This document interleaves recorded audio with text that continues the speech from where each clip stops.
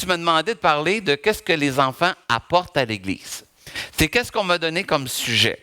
Comme étant, c'est la semaine prochaine, je suis au lac Mégantic, puis je fais pas le même message, là, je vous dis tout ça. Mais qu'est-ce qu'un enfant, puis je vais parler aux enfants, mais qu'est-ce qu'un enfant peut bien donner à l'Église? Avez-vous déjà pensé à ça? Vous avez des enfants qui viennent, vous en avez une trentaine ici, on m'a dit une trentaine, mais qu'est-ce qu'un enfant peut bien apporter à l'Église? À part de, je compatise avec toi quand je te vois sur scène, puis tu vois tes deux enfants, puis tu es là, tu regardes ton mari. Je le regardais, je dis, ouais, on reste parents malgré qu'est-ce qu'on fait. Mais les enfants, c'est-tu ça?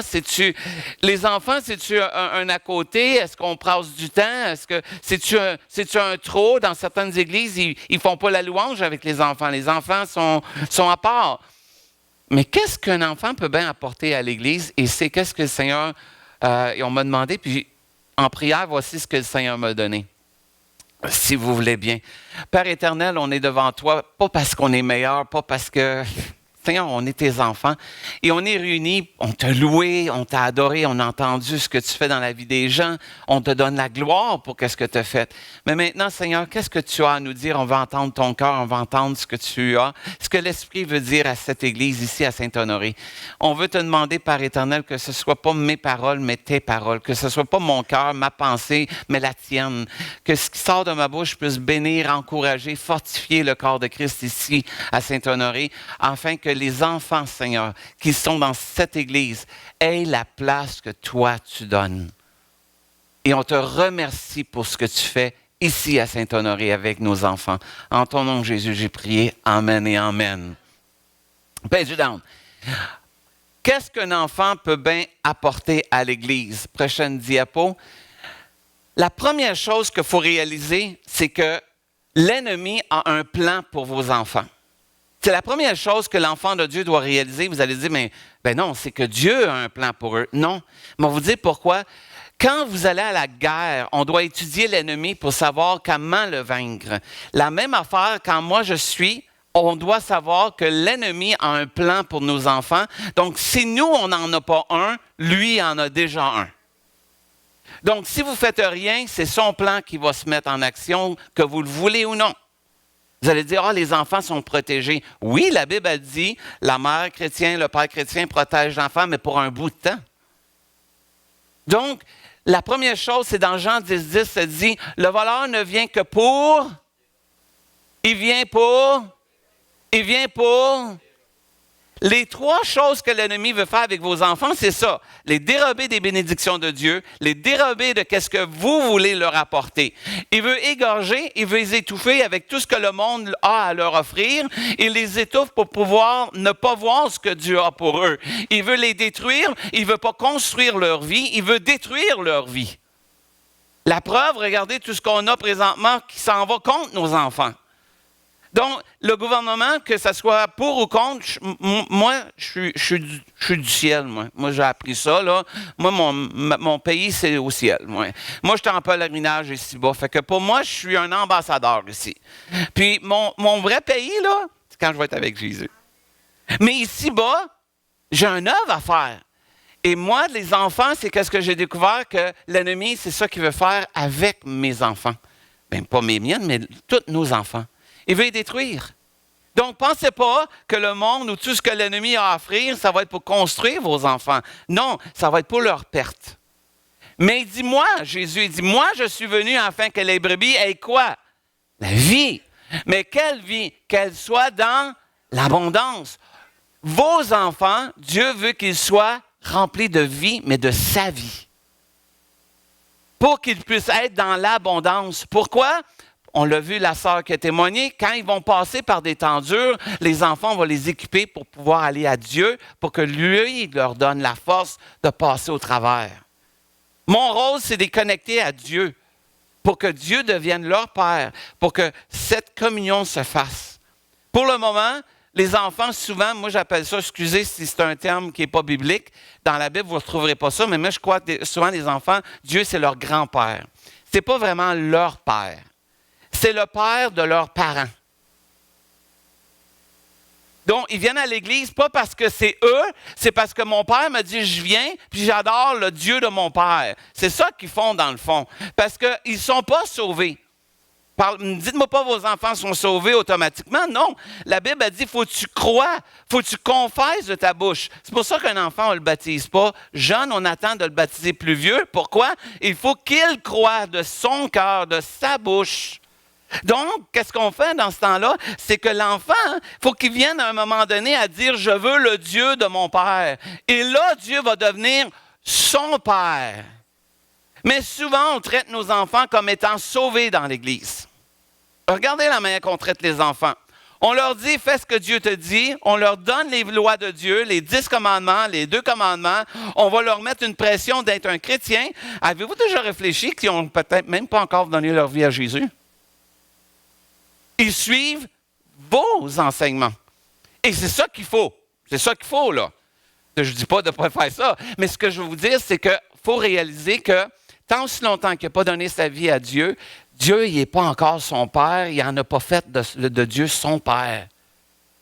Et moi, j'ai une fille, elle a 24 ans, et tout le temps, on travaille avec les enfants. La pire affaire que je voulais, c'est que ma fille ne suive pas. Moi qui enseignais partout les enfants, tu sais. Ça, c'est le monsieur qui dit l'humiliation. Imaginez pas, ma fille ne suit pas. Mais c'était quelque chose pour moi important. Je ne peux pas mettre la pression sur ma fille. Elle est ma fille, un être humain, à part entière. Mais j'avais donc honte de reconnaître qu'elle voyait Dieu comme son Père, moi. Puis je l'ai suivie longtemps. Elle me suivait, elle m'aidait, elle travaillait avec moi. Puis tout le long, je disais, oh, j'ai hâte de voir ce moment-là. 15 ans ont passé. À la jeunesse, j'attendais de voir ce moment-là. Elle était baptisée du Saint-Esprit à 9 ans, à la mère morte. Pas pire, hein? Je me dis, hey, Dieu est devenu son Père. Et j'ai offert de se faire baptiser dans le Jourdain. Fais-toi baptiser dans le Jourdain. Non, je ne suis pas sûr d'être capable de continuer jusqu'au bout, pas. Et là, ça... Tu viens d'être baptisé. Ah ouais, dans le Jourdain, quelle belle histoire, tu sais. Ah ouais, je trouve. Non. Ça a été... Elle est partie travailler en Angleterre à 18 ans. 17 ans, elle a eu 18. 18, je pense, en Angleterre. Et pendant qu'elle était là-bas, elle a eu à dépendre de qui, vous pensez? Parce que papa n'était plus là. De mon grand-père. Et là, elle a commencé à lui parler, à lui demander des choses. Puis là, il a commencé à répondre à ses prières. Il est devenu son père. Et lorsqu'il est revenu, elle dit, il répond à mes prières. Et là, j'ai compris, je t'en paix. Mais je l'ai tout de même entendu 18 ans. Il n'y a pas de garantie. Je m'excuse, mais il n'y en a pas de garantie pour les enfants. Je ne sais pas quand est-ce que tu décides. Pourquoi tu n'as pas décidé avant ou whatever? Je ne sais pas quand il décide. Mais c'est lui, il faut qu'il décide. Nous, les parents, on veut juste le meilleur pour eux autres. Puis on sait Dieu, c'est le meilleur. Mais il faut que ça soit de lui. Donc, pendant que l'ennemi il rôde autour de nos enfants, nous, on doit voir qu'il rôde, puis on doit les protéger. C'est ça qu'on doit faire. Donc, l'Église, la première chose elle apprend, c'est protéger ses enfants. Page down. Une autre chose que j'ai découvert, c'est qu'ils ont besoin de protection. Ça dit, si vous allez dans Ecclésiaste 4, 9 à 12, ça dit, 2 valent mieux qu'un parce qu'ils retiennent un bon salaire de leur travail. Car s'ils tombent, l'un relève son compagnon, mais malheur à celui qui est seul et qui tombe sans savoir un second pour le relever. Tout le monde sait, quand est-ce on lit ces versets-là? Au mariage. Montrez-moi une place, c'est mariage là-dedans. Montrez-moi une place là-dedans que c'est attitré au mariage. Non, il n'y a pas une place. De même, si 2 couchent ensemble, ils auront chaud. On ne parle pas de coucher de l'autre manière d'Adam et Ève. Là. On parle de juste se reposer. Alors, mais celui qui est seul, comment aurait-il chaud? Et si quelqu'un est plus fort qu'un seul, les 2 peuvent lui résister. Et la corde ne se facilement. Montrez-moi une place qui parle du mariage là-dedans. Il parle de frères et sœurs, il parle des gens ensemble qui travaillent ensemble pour pouvoir être plus forts. On doit s'unir, l'Église, avec les parents pour former une corde à 3 brins pour nos enfants, pour les protéger, les entourer et bien les protéger. Elle ne se fait plus toute seule maintenant. On a besoin de l'Église a besoin des parents. L'Église n'est pas le parent. Moi, je n'y crois pas, ça. Moi, Dieu, quand j'ai eu ma fille, j'ai eu la responsabilité d'une fille, pas tous les enfants du Québec. Mais je suis prête à m'unir avec vous pour aller chercher vos enfants, par exemple. Mais ne demandez pas d'élever votre enfant, je ne le ferai pas. Mais je vais les aider, par exemple. Je vais leur donner des petits bonbons, je vais leur rappeler qui est maman, qui est papa, on les ramène à la maison, puis je glorifie Dieu, je suis rendu à 24 ans. Mais c'est qu'est-ce qu'on doit faire? S'unir avec les parents. Paix du temps. Ils ont besoin de protection, mais si quelqu'un scandalisant, c'est ça que Jésus dit, si un scandalisant, un tout petit, qui croit en moi, il voudrait mieux qu'on fasse quoi? Qu'on suspendit à son cou, quoi? Une meule de moulin. Hey, savez-vous c'est quoi? C'est pesant cette affaire-là. Qu'est-ce qu'on le met, la meule au moulin? On le jette où? Au fond du lac Drolet. On l'envoie dans le fond du lac. Vaut mieux l'envoyer dans le fond du lac Drolet que vous scandalisez un petit enfant. C'est pas marqué lac Drolet, là, mais c'est la mer. Malheur au monde à cause des scandales, car il est nécessaire qu'il arrive des scandales, mais malheur à l'homme par qui le scandale arrive. C'est pas le scandale qui m'énerve, moi. C'est que je veux pas que le scandale soit moi. C'est ça la différence. Qu'un autre fait des scandales, je suis pas surpris, moi. Mais que ce soit moi, là, je vais embrayer une shot. Parce que Dieu veut que je sois une bénédiction, pas un scandale. Et si ta main ou ton pied, si ta main ou ton pied est pour toi une occasion de chute, coupe-les et jette-les loin de toi. Vaut mieux pour toi d'entrer dans la vie boiteux ou manchot que d'avoir 2 pieds ou 2 mains et d'être jeté dans le feu éternel. Page down. Et Jésus continue, il dit, « Et si ton œil est pour toi une occasion de chute, arrache-le et jette-le loin de toi. Mieux vaut pour toi d'entrer dans la vie n'ayant qu'un œil que d'avoir 2 yeux et d'être jeté dans le feu de la géhenne. » Puis, c'est quoi le verset 10? Ça commence avec quoi? Je vais vous entendre parce que c'est la parole de Dieu. Allez-y. Gardez-vous de quoi? De mépriser qui? Oh! Ils ont de la valeur, les petits dans l'Église, là. Gardez-vous de mépriser un seul de ces petits, car je vous le dis, que leur ange, c'est de là qu'on part qu'un enfant a un ange. Leur ange dans les cieux voit continuellement la face de mon qui est dans les... Toucher un enfant, vous avez touché Dieu. Aussi simple que ça. L'ange qui voit la face de Dieu. Donc, c'est pour ça que les enfants présentement, qu'on attaque présentement, malheur à ceux qui attaquent un enfant présentement. Parce que c'est devant Dieu que ça va se passer. On vit dans un ère où ce que les enfants, c'est rendu un jeu politique. Moi, je vous le dis, c'est pas un jeu, c'est une guerre spirituelle. On ne combat pas la chair et le sang, mais on combat les esprits, les dénominations dans les lieux célestes. Il faut prier, intercéder pour nos enfants. Et on les protège. Quand ils rentrent dans l'Église, on ne dit pas que c'est les meilleurs, parce que Dieu protège tout le monde, mais ils ont une place et on les protège.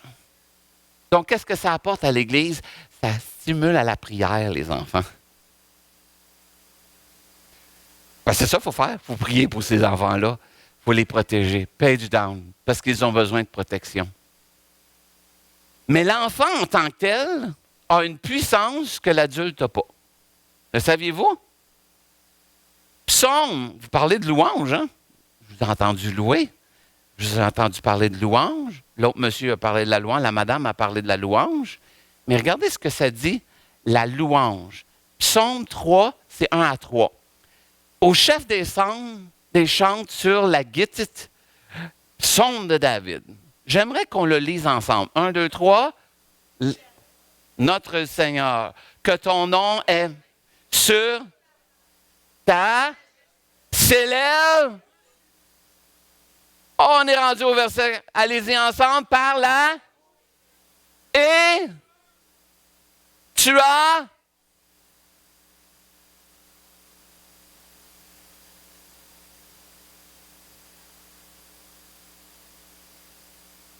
Comprenez-vous pourquoi je fais louer les enfants dans l'Église? Ils font taire l'ennemi. Par la louange de la bouche des enfants et de ceux à la mamelle. Ces petits hanches bédiches, ceux-là. Tu as fondé ta Gloire. Tout le monde dit on veut la gloire de Dieu, on veut la gloire de Dieu. Des fois, je ne suis pas sûr qu'ils savent qu'est-ce que c'est la gloire de Dieu parce que étudier sur la gloire de Dieu, ce n'est pas une petite affaire, la gloire de Dieu. Là. Mais la gloire de Dieu qui vient est fondée, la louange des enfants ont fondé la gloire pour confondre les adversaires. Ça confond les gens. Comprends-tu pourquoi je fais louer les enfants maintenant? Quand l'ennemi veut me confondre, loue, loue, loue, loue. Et ça fait taire l'ennemi. C'est pour ça que je veux qu'un enfant loue dans l'Église, moi. Parce qu'il va faire taire. Qu'est-ce que l'ennemi veut faire avec nos enfants? Alors, remarquez, il ne veut plus qu'ils louent. Il dérange. On dirige la louange, puis les enfants sont là en train de bouger ou whatever, puis on est là, on va les sortir, on va les mettre dans une place tranquille pour pas qu'ils dérangent, parce que moi, j'ai besoin de recevoir la gloire de Dieu. Hello! La gloire a été fondée sur leur louange, où je les veux, à côté de moi. Et ensemble, on les fait louer. Et ensemble, ils font taire l'ennemi. Puis la preuve, tu l'as vu dimanche, tu l'as vu au funérail, mais moi, combien de fois j'ai vu un enfant monter sur stage? On a vu ta petite fille. Elle a juste monté sur stage. Tout le monde s'est dit, « Ouais, c'est cute, hein? » Tu l'aurais fait chanter, il aurait fait taire l'ennemi au complet. Prochaine fois, elle chante. Vous comprenez-vous que ça apporte un enfant? C'est pour ça que je crois à faire louer les enfants dans l'Église. Ils ont une place. Là, à côté de moi, on va entendre leur louange. Puis, n'ayez pas peur, ils vont chanter haut, ils vont chanter faux, mais ils vont chanter pour l'agneau. C'est ça que je veux, moi. Mais vous allez me dire, ah, c'est dans les psaumes. Ah oui, hein? Page down. Jésus entre dans le temple. Il chassa tous ses vendeurs, vous vous souvenez de ce moment-là, et qui achetaient dans le temple. Il renversa les tables des changeurs, les sièges des vendeurs des pigeons. Hey, ça commence une louange, hein, Priscille? Jésus arrive, tiens, toi, tes sacs à dos. Ah ouais! Non, c'est pas ça qu'il dirait.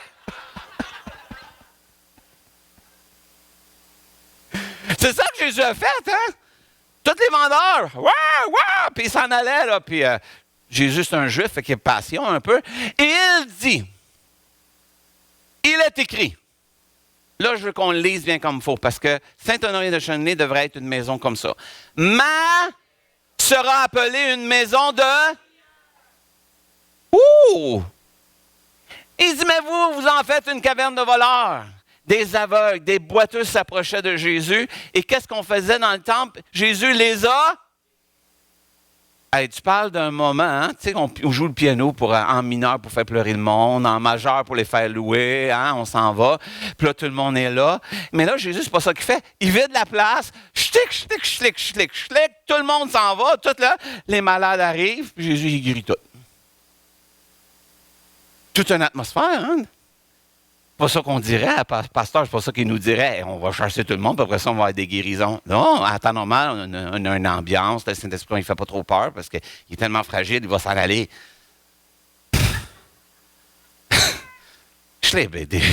Hello! Saint-Esprit, il est maître. C'est pas moi qui est maître, c'est lui qui est. Page down. Il en a vu plus que moi, là. Il dit, mais les principaux sacrificateurs et les scribes furent indignés. Oh, les religieux sont à la vue des choses merveilleuses qu'il avait faites. Il faut bien être religieux pour voir des miracles. Puis, c'est ça qu'ils ont fait. Mais il était indigné de la deuxième partie. Lisez-le avec moi. Et qu'est-ce qu'il faisait? Il criait où? Mais qu'est-ce qu'il criait? Avez-vous déjà entendu du monde crier aux anneaux, fils de David? Bon, on va le faire, OK? OK? Je vous donne le droit de crier dans l'Église. OK? C'est correct? Hein? OK? Je vois si les enfants, moi je le fais avec les enfants en bas. On va voir si les parents, on est capable de faire vibrer la place. On y va? OK? Vous êtes supposés de crier, OK?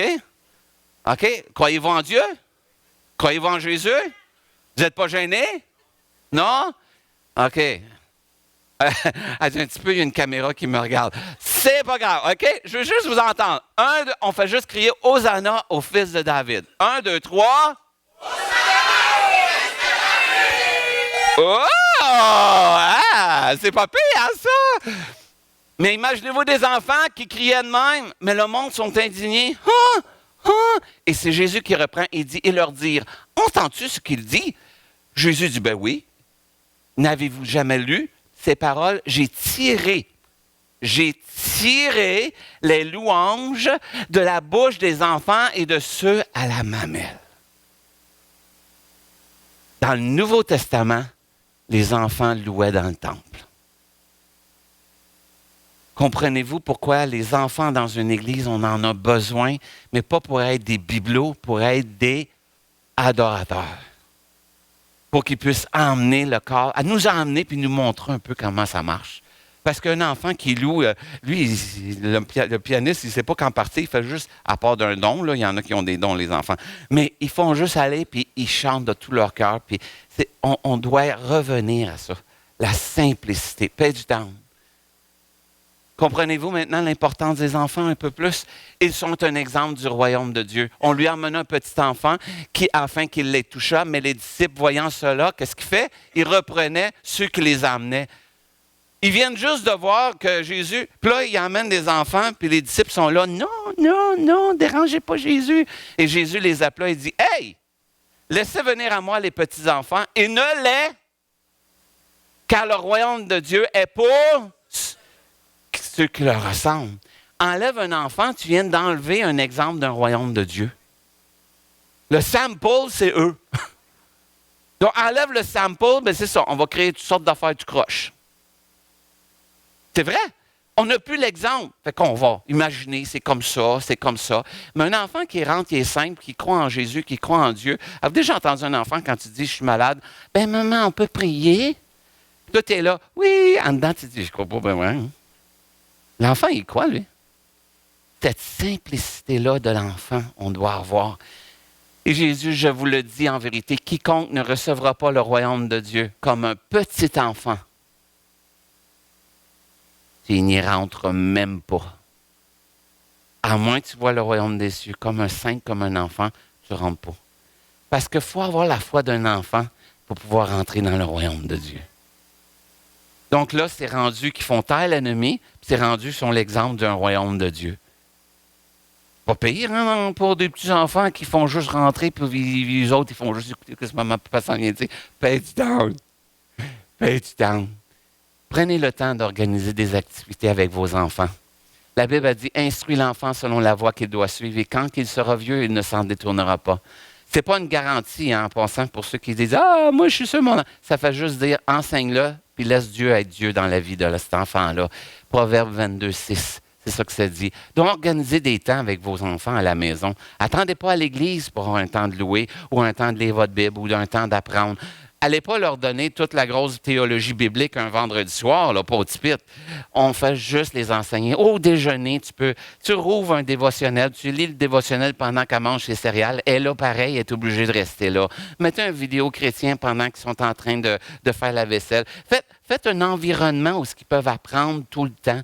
Quand vous faites une collation, faites une collation où on peut enseigner la voix de Dieu avec la collation. Hein, comment on peut faire ça? Prenez un Rice Krispies, prenez 2 petits gummy bears, 4 pretzels avec du crémage. Mettez le Rice Krispies au milieu, les 2 gummy bears, mettez des bords avec, puis dites, c'est l'Arche de l'Alliance. Regarde, c'est ça que Dieu a fait. Puis le mangez-la après avec l'enfant. Enseignez l'enfant dans les voies de Dieu dans votre tous les jours. Vous recevez un chèque, puis vous attendiez pas. Enseignez l'enfant que Dieu a pourvu à vos besoins. Vous avez été guéri, dites-le à l'enfant. Vous avez un temps dur, dites-le à l'enfant. Papa, il y a eu un temps dur, on a besoin de Jésus aujourd'hui. On va prier avec papa. Réimpliquez-le dans votre monde actuel. Vous allez me dire, ben c'est facile pour toi. Je l'ai fait. Je l'ai fait. Page down. Une autre chose, ça dit, il estime, c'est les pourcentages. Les gens estiment qu'il est important d'enseigner aux enfants comment aimer Jésus. Combien de pourcents? Ça dit, il y a 51% du monde qui dit que ce n'est pas important d'enseigner Jésus. C'est où est-ce qu'on est rendu, Priscille? Dans l'Église. C'est les bénévoles de l'Église qui disent ça. Ça se peut-tu qu'on a perdu à quelque part quelque chose? Page down. Un autre pourcentage pour vous. Les bénévoles, ils sont convaincus que les enfants d'aujourd'hui sont l'avenir de l'Église, seulement 44%. Ça veut dire qu'il y en a 56 qui disent les enfants, ben, c'est pas l'avenir de l'Église. Ben, où est-ce qu'elle va venir, l'avenir de l'Église? Les bédiches. Nous, on s'en va vers la gloire céleste. C'est qui va rester? Et eux. Alors, c'est pour ça que quand je regarde des stats de même, ça dit l'Église, il faut qu'elle se réveille. La priorité des enfants devrait être de connaître Jésus puis connaître Dieu numéro 1. Tu aimeras l'Éternel, ton Dieu, de tout ton cœur, de toute ton âme, de ta pensée. Tu aimeras ton prochain comme toi-même. Ça devrait être quelque chose qui devrait être enseigné dans la vie des enfants. Deuxième, l'enfant, c'est l'avenir. Moi, je crois que c'est les leaders futurs, mais c'est l'Église d'aujourd'hui. Quand ils acceptent Christ, ils sont l'Église de Jésus-Christ. Point final. Page down. Un autre pourcentage. Les chrétiens, les bénévoles, les chrétiens ont la responsabilité de s'occuper de la génération future. Seulement 39 disent oui. C'est les enfants, on va les occuper le temps que nous, on va s'approfondir dans les choses de Dieu. Mais les enfants, on va attendre à un moment donné. Mais si tu n'enseignes pas l'enfant, comment tu veux-tu qu'il devienne un... Tu ne peux pas. Penses-tu qu'il va se lever un matin à 30 ans? « Hey, il faut louer Dieu. Voici comment louer Dieu. » Non, tu l'enseignes. Il ne sait pas. On enseigne. Quand je vois des stats de même, mon cœur me revire en envers.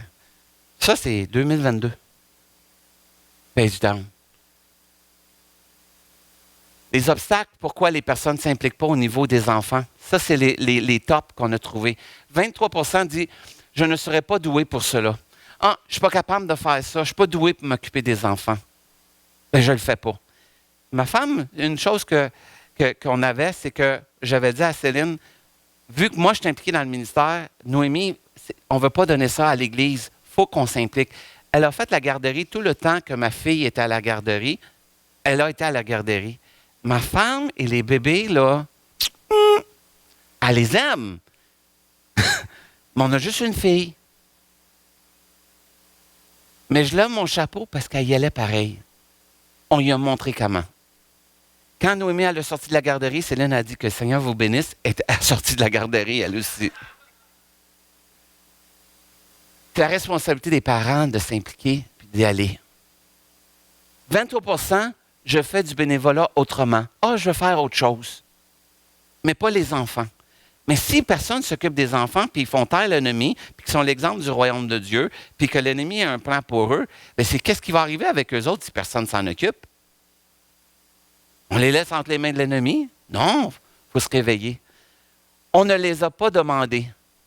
C'est un autre exemple. On ne m'a pas demandé de m'occuper des enfants. Je fais un appel à tous ce matin. On a besoin à l'éducation chrétienne. Pouvez-vous aller faire un tour en bas? Faites une collation. Allez juste vous occuper. Faites juste vous asseoir avec les enfants. Mais je fais un appel. Donnez vos noms. Ça ne vous coûtera rien d'autre que de voir Dieu bénir vos enfants. Vous allez manquer une réunion? Oui! Mais maintenant, ils sont en ligne. On a à s'occuper d'eux. 20 dit « Je n'ai pas assez de temps ». Ça, c'est plus que vrai aujourd'hui. Mais aujourd'hui, l'éducation chrétienne, c'est pas comme moi, je la faisais à l'époque, où ce que je commençais le lundi, puis pour le faire le dimanche. Aujourd'hui, on a des choses pour vous enseigner puis vous aider. Vous n'êtes pas obligé de faire une grosse théologie. Faites juste donner Jésus puis de l'amour de Jésus aux enfants. Un autre qui dit, 16 dit « Je ne sais pas comment m'impliquer. » Il n'y a pas de problème, on va vous faire des cours. On va vous le montrer. C'est vrai? Il y a des trucs. Je l'ai montré à mon épouse. Je vais te donner des trucs, comment t'occuper des enfants. Maintenant, elle fait l'éducation chrétienne pour les préscolaires et les primaires. Puis elle vient avec moi dans les camps maintenant. J'ai donné des trucs, comment s'en occuper. Pourquoi? Pas parce qu'on a vu l'importance. C'est moi qui ai le ministère des enfants. Elle m'aide. Et 16 je suis trop intimidé. Un enfant fait peur. Qui dit Amen? Ma femme a la main levée bien comme il faut. Pour certains, les enfants font peur. Hein? Ils viennent te voir, puis là, tu lui dis « Assis-toi ». Puis tu ne sais plus quoi faire parce que tu dis « Je l'assis-tu ou je ne l'assis pas? Si je l'assis, je vais me faire traiter de je ne sais pas quoi. Puis de le monde, qu'est-ce qu'ils vont penser de moi? » Puis l'enfant, il teste. On va vous montrer quoi faire. L'enfant, il va toujours tester. Je vous le dis tout de suite. Toujours! Mais une chose, si vous l'aimez, il va voir l'amour que vous avez pour lui et ça change une vie. Il faut les aimer, ces enfants-là. Même ceux qui sont difficiles. Je n'ai même un jour me craché dans la bouche. La loi de la gravité n'a pas marché. Il lançait des roches sur les enfants, je les pinais à terre, tu sais, parce que tu as le droit de faire ça. Il fait mal. Là, je les regardais, tu vas écouter. Pendant que je lui disais, tu vas, lui, il a fait chaud. Et ça a fait, tu vas écouter.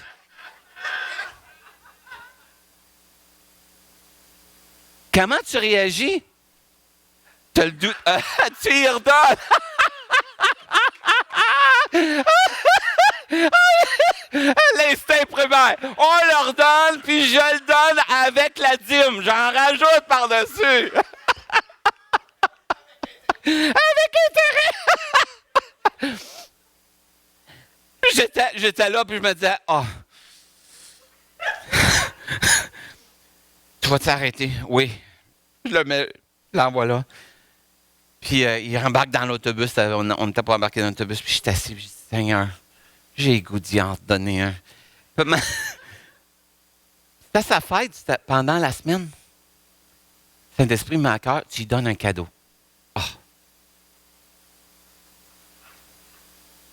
Ben là, Seigneur, t'exagères, là, tu sais. Quel cadeau je vais lui donner? 5 piastres chez Walmart. C'est ça qui mérite, 5 piastres. Saint-Esprit me revient. Qu'est-ce que tu donnerais à ta fille? J'y donnerais ça. Donne-en la même affaire. Ça apprend la grâce de Dieu, je vous le dis. J'allais allé chez Walmart, puis là, je regardais tout, le 5 piastres qui était là, puis je descendais. Puis ça serait ma fille, moi, c'était là. Puis l'acheter. Par la grâce de Dieu, je vous le dis, par la grâce de Dieu. Je suis arrivé. Ça, ça fait une bonne fête. Le petit petit est parti le soir. J'ai découvert, c'est un petit que les parents étaient en divorce. Ça allait pas bien. La racine, ça allait pas bien. Mais le seul cadeau qu'il a eu à sa fête, ça a été le mien. Rendu au vendredi, il lisait sa Bible avec moi. On ne crachait plus. La lama venait de finir. Quasiment. Moi, j'étais guéri. J'ai commencé à le voir comme Jésus le voyait. Je ne le voyais pas comme Jésus le voyait. Je le voyais béni. Moi, j'ai ramé. Mais c'est vous un matin? Si on va aller rejoindre les enfants, même qui sont difficiles, ça va nous coûter quelque chose. Ça va nous coûter de nous confier en l'Éternel, de lui demander de nous aider. Je ne dis pas que tous les enfants, c'est ça. Mais ce que je vous dis, c'est que votre présence peut faire un changement dans la vie de cet enfant-là. Être Jésus puis démontrer de l'amour. Fait que vous êtes trop intimidés, c'est vrai, mais passez par-dessus. Allez au nom de Jésus bénir ces enfants-là. C'est l'épluchette la semaine prochaine. Allez parler à un enfant. Investissez en eux. Descendez à son niveau. Peux-tu venir, s'il vous plaît? Tu vas m'aider à prêcher aujourd'hui, OK? Ça a l'air pas mal, ma grandeur. Viens à côté de moi. OK. On est pas mal égal, hein? Ouais, il a assez peur que je crache pas. C'est correct. Mais je vais t'expliquer quelque chose, OK? Mets-toi ici.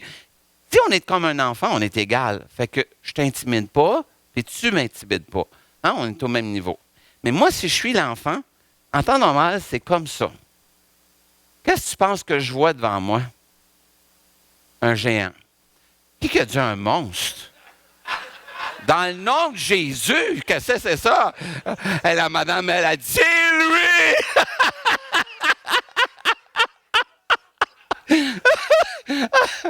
Mais tu me saisis-tu? Alors, quand l'enfant te voit, il est intimidé par toi, lui. Hey, c'est un monstre qui est. C'est pas un monstre, c'est un géant qui est en avant de moi. Donc, le géant qui est en avant de moi, il est là. Donc, c'est pour ça que je vous suggère, descendez donc à son niveau. Ben moi, je monte, là. Là, l'enfant va se sentir moins intimidé. Donc, descendez sur vos genoux. Il y en a, vous avez 6 pieds 5. Hey, c'est un armoire, cette affaire-là. Descendez au niveau des enfants. Merci beaucoup. Hein, pas si pire. Allez vers l'enfant. Page down. La génération Z est maintenant la génération alpha. On a donné des noms à nos générations, mais la nouvelle génération, c'est des alphas. Ils ont besoin d'un système qui est conçu pour un engagement hautement relationnel. On a passé au Z, qui était très logique, et maintenant on est rendu alpha, qui sont très relationnels, qui veut dire que tu vas avoir passé du temps avec. C'est ça qu'ils recherche la génération alpha, du temps. Et c'est la chose qu'on a le moins. Alors, faisons du temps pour eux. Fermez vos cellulaires. Instagram, ça n'en va pas nulle part pour les 10 prochaines années. Facebook, qui est là. Twitter, ça va dépendre de ce qui se passe aux États-Unis, mais c'est pas grave. On met de côté ces bidules-là, ces affaires-là, puis prenez le temps d'aller avec vos enfants, puis de prendre un temps. À l'église, faisons. Fait que la semaine prochaine, il y a une épluchette, que chaque enfant, au moins, il y a eu une personne qui est allée le voir pour dire « Salut, je suis content de te voir ici. » On investit en eux. Paye du temps. Tout ça dépend en quoi. Alors, les pères sont une comparaison. La Bible a dit ça dans Psaume 103, 13. Comme un père a compassion pour ses enfants, l'Éternel a compassion pour ceux qui le... Donc, de la même manière que le Père céleste, souvent l'enfant va voir le Père. C'est pour ça qu'aujourd'hui, malheureusement, les pères ont perdu beaucoup de crédibilité, mais on a besoin des pères, mais des pères, pour être un père, pour représenter le Père céleste. Paix du temps. C'est le dernier, hein? C'était le dernier. Ils sont une récompense. Regardez en haut, c'est un gars qui a une flèche. La Bible a dit ceci dans Psaume 127, 4, 3 et 4. Voici les fils. Je ne sais pas pourquoi il n'a pas mis les filles, là, mais il a dit les fils, OK? Les fils sont un quoi? Un quoi? Qui veut un héritage ici? Ah, moi, je veux un héritage. Mais j'ai eu une fille, fait que je ne sais pas comment, en tout cas, on verra ça avec le Seigneur. De l'Éternel. Le fruit des entrailles est une récompense. Votre enfant n'est pas un fardeau, c'est une... Ah, on ne la voit pas de même des fois, hein? Des fois, on dit, oh, la récompense en vient. Oh. Mais la Bible a dit qu'on doit les voir comme une récompense. Comme les flèches dans la main d'un guerrier, ainsi sont les fils de la jeunesse. Comme un soldat qui va à la guerre, le fils a autant de pouvoir parce que si on est bien moindrement vite, on prend notre fils comme notre flèche et on y aiguise la tête avec la parole de Dieu. On l'enseigne dans les voies de Dieu pour que quand je vais le mettre sur mon arc puis je vais le lancer dans le monde, il va être efficace pour atteindre son but. Mais je dois m'occuper de ma flèche. Pas l'envoyer, pas équipée, elle ne fera absolument rien vers l'ennemi. Mais une flèche équipée, par exemple, aiguisée dans la parole de Dieu, oh boy, l'ennemi la voit venir 1000. 2000, 3000, puis il dit, ah non, regarde qui s'en vient. Et c'est notre rôle à nous, équiper les enfants pour les envoyer dans le monde pour qu'ils puissent être des enfants de Dieu pour cette génération qui meurt. Amen. Alléluia. Merci Seigneur. Alléluia. Donc c'est ça que ça fait un enfant dans l'Église. C'est pas pire, hein? En voulez-vous des enfants? Soit qu'on va les chercher avec les sacs à dos ou vous allez les faire. Un des deux.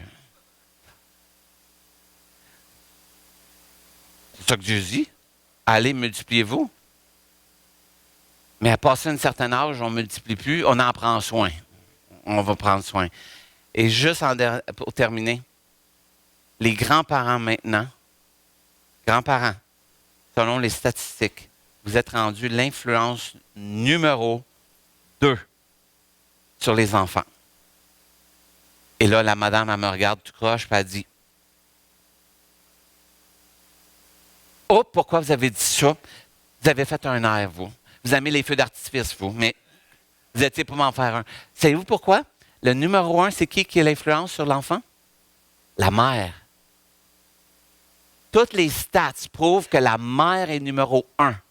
Numéro 2, les grands-parents. J'ai tombé sur le dos. Je dis, les pères sont où? 3 et 4. C'est pour ça qu'aujourd'hui, je crois dans l'Église. C'est les statistiques, c'est pas moi qui le prouve. Fait qu'ils ont pris des stats à quelque part, là, mais c'est pour vous montrer à quel point que les pères et les grands-parents ont un rôle très maintenant important à jouer dans l'Église. Parce que c'est eux maintenant qui amènent une influence aussi forte qu'un père, et même plus. Donc, pendant que les pères sont en train de se faire puis se former, puis que Dieu va les emmener, il faut que l'Église, les grands-parents, je m'excuse, votre travail n'est pas fini. Vous devez continuer à influencer les enfants dans les voies de Dieu. On a besoin des grands-parents. On ne les met pas dans une chambre à part, on les met avec les enfants. Donc, si vous pensez que vous n'avez pas de place à l'éducation chrétienne, faites juste être là avec eux. Et je vous le dis, vous n'êtes pas obligé de faire tout ce qu'ils font, sauter, danser, aller dehors. Vous n'êtes pas obligé, mais allez les aimer. Ils ont besoin de votre influence. Amen. Est-ce qu'on peut se lever, s'il vous plaît? Alléluia. Est-ce que vous avez appris quelque chose? Oui? C'était pas trop plate? Non? Parfait. J'aime pas ça quand c'est plate. Je suis avec les enfants. Hein? Alléluia. Est-ce qu'on peut prier pour vos enfants? Ça ne vous dérange pas? Sont utiles, hein? Alléluia. Merci, Seigneur. Alléluia. Père éternel, on est devant toi. Saint-Honoré est devant toi, Seigneur. Puis, on a besoin de ton aide, ton inspiration, Saint-Esprit, pour aller rejoindre nos enfants. Ils sont une récompense. Ils sont une arme contre l'ennemi. Ils représentent Dieu, ils représentent le royaume. Donc, on a besoin de les valoriser, on a besoin de les aimer, mais on a besoin de savoir comment les rejoindre, Seigneur. Aide-nous à fermer les distractions autour de nous, afin qu'on puisse prendre le temps pour être avec eux et les emmener à te connaître, toi Dieu, le vrai Dieu, et Jésus, le Sauveur, le merveilleux Sauveur du monde. Merci pour les enfants que tu donnes à Saint-Honoré. Merci pour ce que tu fais ici. Et merci pour tous ceux qui vont prier pour eux, s'impliquer pour eux et continuer l'œuvre que tu as ici. Car nous savons, ils sont l'Église d'aujourd'hui, mais les leaders de demain. Et nous te remercions pour ce privilège. Dans le nom de Jésus, j'ai prié. Amen et amen. Que le Seigneur vous bénisse abondamment.